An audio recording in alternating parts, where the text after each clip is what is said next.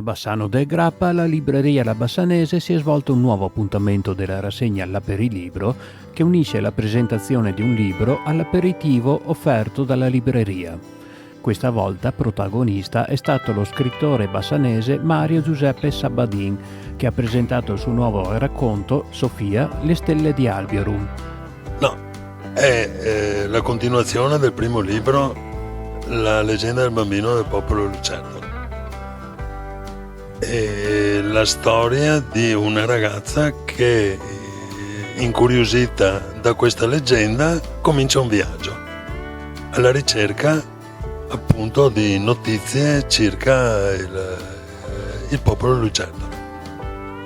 Dopo il successo de La leggenda del bambino del popolo lucertola, Sabbadin ha guidato il pubblico in un viaggio tra Britannia e Caucaso, tra popoli antichi, simboli perduti e storie capaci di parlare all'anima. Dice: le leggende non muoiono mai, lo sto leggendo perché ti chiedo scusa, viaggiano nel tempo, cambiano forma, si nascondono nel cuore di chi le custodisce e quando meno te lo aspetti trovano il modo di tornare.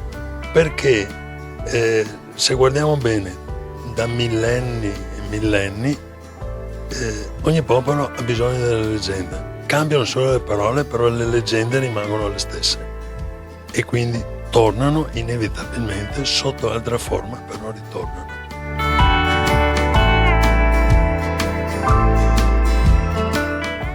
Una parte che mi ha colpito, però chiaramente non posso dirti il personaggio e tutto, quando lei incontra una persona che è presente nel primo libro, un personaggio, e questa persona le dice una frase, la lascia con una frase.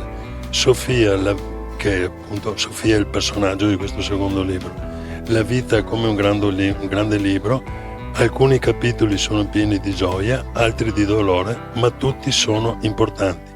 Non lasciare mai che la paura ti impedisca di scrivere la tua storia. Dopo la presentazione, i partecipanti si sono fermati a condividere un aperitivo e a discutere con l'autore, tra riflessioni sulla memoria e sulle leggende che ancora abitano dentro di noi. Qual è il messaggio che vorresti che il pubblico recepisse con questo libro? Che ognuno di noi è importante.